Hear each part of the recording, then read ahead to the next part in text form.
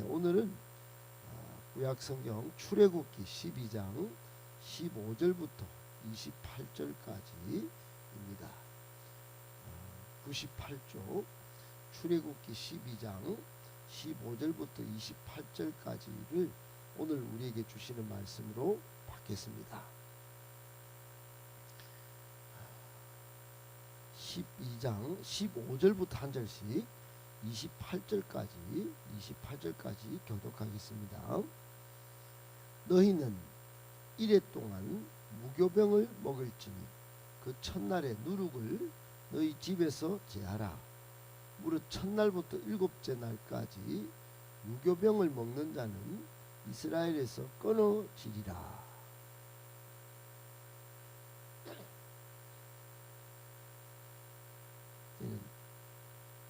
아무 일도 하지 마. 각자의 먹을 것 가지고. 너희는 무교절을 지키라. 이날에 내가 너희 군대를 애굽 땅에서 인도하여 내었음이니라. 그러므로 너희가 영원한 규례로 삼아 대대로 이날을 지킬지니라.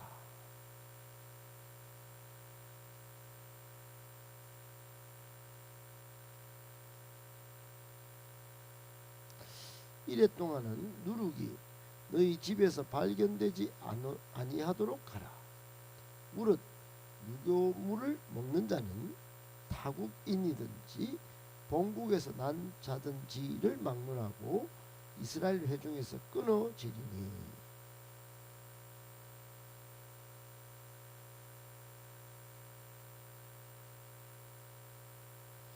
모세가 이스라엘 모든 장로를 불러서 그들에게 이르되 너희는 나가서 너희의 가족대로 어린 양을 택하여 유월절 양으로 잡고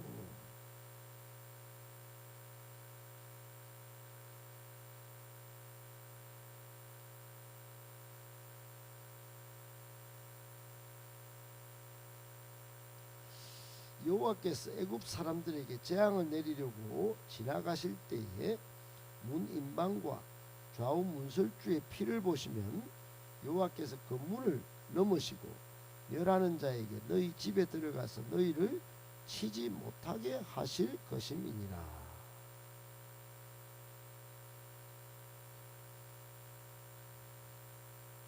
너희는 여호와께서 허락하신 대로 너희에게 주시는 땅에 이를 때에 이 예식을 지킬 것이라.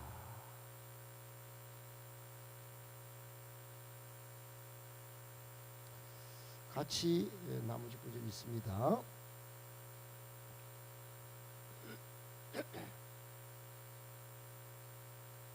내리실 때 애굽에 있는 이스라엘 자손의 집을 넘어사 우리의 집을 구원하셨느니라 하라 하매 백성이 머리 숙여 경배하니라.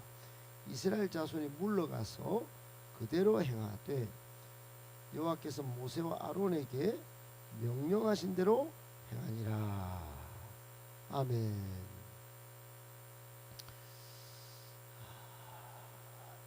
오늘은 죄를 없애고 순결한 삶을 살라. 죄를 없애고 순결한 삶을 살라고 하는 제목으로 오늘 본문 속에서 우리를 향한 교훈의 말씀을 세 가지로 정리해서 받도록 하겠습니다. 첫 번째, 무교절의 참된 의미는 죄에 대한 경계를 늦추지 말아야 한다는 것입니다. 무교절의 참된 의미는 죄에 대한 경계를 늦추지 말아야 한다는 것입니다. 여러분, 어제는 유월절 어린 양의 준비, 즉 유월절 규례를 말씀하셨다면 오늘은 이래 동안 지켜야 할 무교절 절기에 대해서 이야기합니다. 1월 14일 1월 10일부터 열흘, 그러니까 이달 열흘, 그때는 유월절을 지켰다면 오늘부터 그달 누룩을 집에서 제하는 첫날부터 일곱째 날까지 맛도 없는 무교병 떡을, 빵을, 그쪽 나라에는 빵이니까 빵을, 맛없는 빵을 7일 동안 먹는 날이 무교절입니다. 이 무교절을 통해서 하나님께서 이스라엘 백성에게 주시고자 하는 교훈이 있었다고 봅니다. 그것은 오늘날 우리에게도 똑같이 적용되는데, 우리는 모든 사람이 죄를 지어서 로마서 3장의 말씀처럼 하나님께 이르지 못했습니다. 그러나 예수 그리스도의 피값으로 구속을 받아 이제 하나님의 자녀가 되었죠. 의인이 되었다 이 말입니다. 그러면 구원받은 이 성도들은 주변의 도살인, 죄악의 요소들을 완전히 제거하고 거룩한 새 삶을 살아야 한다 하는 교훈을 이렇게 오늘 본문에서 받을 수 있을 텐데, 한번 본문을 들어가 보면 그게 더욱더 선명해집니다. 15절에 보십시오. 하나님께서 이스라엘 백성들에게 무교절 첫날에 누룩을 집에서 제할 것, 그러니까 장소적으로 집 안에서 누룩을 아예 없애라고 말합니다. 누룩은 부풀게 하고 맛을 내게 하는 건데, 만약 이 누룩이 들어간 무교병을 먹으면 아주 이스라엘에서 공동체에서 끊어질 것이다. 굉장히 경계하는 말씀을 동시에 주셨습니다. 여러분, 누룩이 있는 유교병은 이 성경에서 죄와 부패를 상징합니다. 그래서 죄와 부패는 여러분 먹지 말아야 되겠죠. 먹지 않아야 합니다. 그리고 주변 누룩을 제거해서 집안에 누룩이 없도록 또 장소적으로 환경적으로 정리할 필요가 있습니다. 결국 이 말씀은 이제 출애굽해서 하나님 앞 섬겨야 될 하나님의 구원을 받은 백성이라면 죄에 대하여 하나님의 백성답게 철저히 경계해야 한다는 그런 말씀이겠죠. 우리에게도 똑같이 그런 말씀이다 하는 겁니다. 그렇습니다. 여러분, 첫 번째 우리에게 주는 교훈은 사람은 누구나 주위 환경의 영향을 쉽게 받습니다. 죄에 대하여는 더욱 그렇습니다. 쉽게 죄의 유혹에 빠질 수 있다면 어떻게 해야 될까요? 죄에 대한 경계를 늦추지 말아야 되겠죠. 더 적극적으로는 주위의 죄된 환경, 그런 요소들을 제거하는 노력을 기울여야 합니다. 가능하면 그런 곳에 가지 않고 악인과 동행하지 말아야 합니다. 왜 그럴까요? 쉽게 영향을 받는 연약한 존재이기 때문입니다. 그래서 하나님은 시편 1편에 아예 그렇게 말씀합니다. 복 있는 사람은 악인들의 꾀를 따르지 말고 죄인들의 길에도 서지 말고 또 오만한 자들의 자리에도 앉지 말아라. 그리고는 말씀을 가까이 해라. 그렇게 말씀하시죠. 여러분, 오늘 무교절 규례의 교훈은 한마디로 거룩한 생활입니다. 순결한 생활, 거룩한 하나님의 백성답게 그런 합당한 거룩한 삶을 살아내야 한다. 그 말씀을 출애굽 백성들에게 하나님이 하신 겁니다. 오늘날도 우리도 마찬가지입니다. 그리스도의 은혜로 구원받은 우리는 죄에 대한 경계를 늦추지 말아야 합니다. 흰옷을 입은 신부가 막 아무 때나 돌아다니면 안 되듯이 우리는 몸과 마음을 잘 순결하게 하여 하나님의 백성답게 살아야 한다는 것 꼭 기억하고 늘 죄에 대한 경계를 늦추지 않는 저와 여러분들 되시기를 예수님의 이름으로 축복합니다.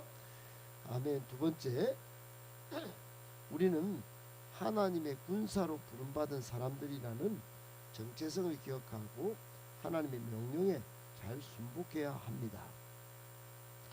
한마디로 우리는 하나님의 군대로 또 하나님의 군사다, 병사다 그런 사실을 내 정체성으로 기억하고 하나님 명령에, 주님 명령에 잘 순복해야 한다 이 말입니다. 여러분, 오늘날 죄에서 구원받은 성도들은 다 하나님의 군사들입니다. 즉 성도들은 앞에 놓인 죄와 악의 세력들을 쳐부수고 이 땅에 하나님 나라를 세워가야 할 사람들입니다. 그러니까 거기에 판이 지면 안 됩니다. 주님의 명령, 우리 대장 되신 예수님을 따라서 날마다 사생활에 얽매이지 말고 꾸단히 부르신 하나님의 뜻을 깨닫고 예수 이름으로 승리하며 삶을 살아야 되는 것이지요. 디모데후서 2장 4절에 병사로 복무하는 자는 자기 생활에 얽매이는 자가 하나도 없나니 이는 병사로 모집한 자를 기쁘게 하려 함이라 그랬습니다. 여러분 오늘 본문 속에도 그 말씀이 있습니다. 17절에 보니까 하나님은 이스라엘을 군대라고 표현하십니다. 군대. 너희는 무교절을 지키라. 이날에 내가 너희 군대를 애굽 땅에서 인도하여 내었다 그랬어요. 너희 군대. 여러분 이게 뭐 군대입니까? 여러분 다 아시다시피 지금 이스라엘 민족은 오랜 강제 노동에 그냥 여러분 출애굽기 펼치자마자 막 부르짖고 난리 났습니다. 지금까지 해결된 게 별로 없어요. 물론 고센 땅에 여러 가지 재앙에서 벗어나기는 했지만은 이게 뭐 아직도 이집트 노예 수준에서 벗어난 게 아닙니다. 강제 노동에서 조금 풀리고 또 그렇지만은 이집트 노예 수준에서 아직 벗어나지 못한 430년 동안이나 그렇게 생활했던 그런 사람들입니다. 처절한 상황. 그런데 이들을 군대라고 한 거예요. 훈련도 받지 않고 무기도 없는 이런 이스라엘. 여러분 사실 군대라고 할 수 있겠습니까? 다른 말로 하면 오합지졸에 아주 뭐 그냥 미개한 그런 수준입니다. 하지만 하나님은 지금 분명히 군대라고 말씀하셨어요. 너희 군대를 애굽 땅에서 인도하여 내었다. 그렇기 때문에 앞으로 무교절을 지키라. 그렇게 말씀하십니다. 하나님의 백성답게 살아라. 왜 그랬을까요? 이게 굉장히 궁금하지 않습니까? 하나님이 지금 분명히 군대라고 하셨는데 왜 군대라고 그렇게 하셨나? 저는 한 세 가지를 생각해 봤습니다. 첫 번째 이유는 이스라엘 백성들이 이집트에서 도망쳐 나가는 것이 아니라는 사실을 깨닫게 하기 위해서 그랬을 것이다. 이렇게 생각합니다. 우리가 앞에 조금 뛰어넘었지만 잠깐 설명을 드렸는데 여러분 하나님께서 이스라엘 백성들에게 은근 패물을 이집트 사람들에게 구하라고 말씀합니다. 명령입니다. 그것도. 그러니까 사람들이 알았다 그러고 은근 패물을 내주는 거예요. 도망쳐 나가는 것이 아닌 걸 그때도 깨닫게 하셨겠죠. 지금도 군대라는 사실을 알리면서 야 너희는 군인이야. 그리고는 두 번째 분명하게 이 사실을 깨닫게 해주셨을 것 같아요. 애굽 신들과 바로와 맞서 당당하게 출애굽하는 거야. 은근 괴물 당연히 구할 수 있고 지금 군대라는 사실을 알아야 돼. 군인이야. 그리고 결정적으로 향후에도 여러분 모든 대적들과 싸워 승리하고 결국에는 약속의 땅인 가나안 땅을 정복해야 할 사명을 되새기려고 하지 않았을까. 그러니까 여러분 지금 하나님은 여러 다양한 목적을 가지고 이스라엘 백성들을 군대라고 표현한 것입니다. 그렇습니다. 우리도 지금 마찬가지입니다. 이 세상에서 도망치는 그저 그런 정도의 사람들이 아닙니다. 우리의 정체성은 군사다. 예수 그리스도의 군사다. 예, 대장 되신 예수님을 따르는 군사다. 그러므로 여러분 죄와 이 세상에 당당하게 예수 이름으로 맞설 줄 알아야 합니다. 우리 그저 그런 사람들이 아니에요. 굽신굽신거리고 세상의 것이라면 그냥 학교 가서도 또 직장에서도 사업하면서 그 굽신굽신거리는 사람이 아닙니다. 복음으로 하나님 나라를 누리고 전해야 합니다. 결국에는 죄와 싸워 이기고 천성을 향해 거침없이 담대하게 나아가야 한다 이 말입니다. 오늘 우리에게 주시는 두 번째 교훈, 우리는 하나님 나라의 군대요 군사입니다. 흐트러진 상태로는 안 됩니다. 군인이 늘 긴장 상태로 있듯이 말입니다. 늘 우리도 말씀의 능력, 성령의 능력을 무장하고 전신갑주를 입고 있어야 합니다. 제일 중요한 건 뭐냐? 군대는 명령에 따라 움직이듯 우리는 우리를 부르신 하나님의 뜻, 하나님의 명령에 순복해야 한다는 것이에요. 만약 그 뜻과 명령에 불복한다, 이게 말이 안 됩니다. 말도 안 되지만은 우리 뜻과 우리 생각대로 움직인다면 우리는 죄의 세력에 패배할 수밖에 없다는 사실을 알아야 합니다. 우리의 대장 되신 예수 그리스도, 그분의 명령에 철저히 순복하고 그분을 기쁘시게 할 줄 아는 그런 명령에 잘 순복하는 우리 모두가 되어지시기를 예수님의 이름으로 축복합니다. 아멘. 마지막 세 번째, 어린 양 예수 그리스도의 피로 구원받은 성도는 이제 복음의 증인으로 살아야 합니다. 어린 양 예수 그리스도의 피로 구원받은 성도는 이제 복음의 증인으로 살아야 합니다. 여러분, 예수님의 피로 구원받았다, 이게 복음이죠. 복음. 이 얼마나 기쁜 일입니까? 이게 보통 일이 아닙니다. 진짜 이게 예산 일도 아니고 피값 예수님의 피값으로 구원받았어요. 이게 복음인데 이 복음을 기쁘게 누리고만 있다면 안 되는 것이에요. 인생 맛집을 안다면 가까운 가족이나 좋은 사람을 데리고 가서 먹이듯이 우리는 피값으로 구원받은 성도라면 이 기쁜 복음을 전해야 하는 것이에요. 구원받은 성도의 할 일이 딱 세 가지가 있다면 하나는 감사고, 그리고 날마다 감격을 누리고, 세 번째는 복음을 전가하는 일입니다. 여러분, 오늘 21절 22절에 보세요. 모세는 이스라엘 장로님들을 불러서 장자재앙에서 구원받는 방법을 제시합니다. 먼저는 어린 양을 잡아서 피를 문 임방과 좌우 설주에 우슬주로 뿌립니다. 그리고 이게 바르죠. 발라서 피가 있도록.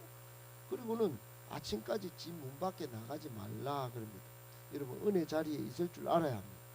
아무 때나 그냥 막 싸돌아 다닌다고 그렇게 승리하는 게 아니에요. 갔다 가면 죽습니다. 23절에 하나님께서 어린 양의 피를 보면 그냥 넘어가십니다. 패스 오버 하시는 거죠. 그 집 사람들이 치지 못하게 하실 것이라 말씀합니다. 그리고는 24절 25절에 이 유월절 예식을 영원히 지키라고 말씀합니다. 그렇습니다. 왜 이렇게 하셨을까요? 사람의 생사가 하나님 손에 달렸다는 겁니다. 죽음의 사자가 하나님의 명령을 받아 여러분 거침없이 죽음을 가져오고 있습니다. 그때 피를 보면 그냥 넘어가는 거예요. 문제는 어린 양의 피입니다. 그 피가 죽음에서 구원하는 거예요. 심판에서 면제받는 거예요. 만약 피가 없는 사람은 심판인 거예요. 마찬가지로 여러분, 오늘날 예수 그리스도의 피의 공로를 믿지 않는 죄인이 있다면 장차 하나님의 심판을 면치 못할 겁니다. 반대로 믿는 사람은 심판을 면하겠죠. 여러 공로가 필요한 게 아닙니다. 여러분, 우리에게 꼭 필요한 지식, 지혜, 또 모든 세상의 방법이 있다면 그거 여러분, 하나님의 심판을 면할 유일한 방법은 오직 예수 그리스도의 피의 공로를 믿는 것입니다. 이게 관건이에요. 구원의 방법은 딱 한 가지입니다. 요한복음 6장 53절 54절에 예수께서 이르시되 내가 진실로 진실로 너희에게 이르노니 인자의 살을 먹지 아니하고 인자의 피를 마시지 아니하면 너희 속에 생명이 없느니라. 내 살을 먹고 내 피를 마시는 자는 영생을 가졌고 마지막 날에 내가 그를 다시 살리리니 그랬어요. 여러분, 예수 그리스도의 피가 우리를 살리는 것입니다. 하나님의 마지막 심판대 앞에 서서 우리 자랑할 거 아무리 1000만 개, 10,000만 개 내어놔도 예수 그리스도의 피와 비교할 수 없어요. 예수 그리스도의 피가 우리를 살렸고 우리를 죽음에서 건진다는 것 꼭 기억하시고 여러분, 그렇게 살아야 합니다. 이 귀한 복음 잘 전해야 되는 거죠. 27절 28절에 이스라엘 백성들이 이 사실을 다 말씀하시는 하나님 앞에 머리를 숙여 경배했다 그럽니다. 그만큼 계속된 재앙을 보면서 하나님의 권능을 깨닫고 신앙이 한층 성숙되었음을 보여주죠. 우리도 그래야 한다 이 말입니다. 우리도 경배하면서 하나님을 머리 숙여 경배하면서 그냥 단순히 감사하고 감격하는 것이 아니고 믿고 성숙한 삶을 살아야 하는데 그 성숙이 뭐냐? 복음 전하는 겁니다. 그 성숙이 땅끝까지 이르러 복음의 증인으로 살아야 한다 하는 것입니다. 아멘이시죠? 꼭 기억하고 삶의 모든 자리에서 나만 복음을 누리는 게 아니고 복음을 잘 전하여 하나님의 사람답게 또 예수 피로 구원받은 성도답게 그렇게 삶을 잘 살아가실 수 있는 저와 여러분들 되시기를 예수님의 이름으로 축복합니다.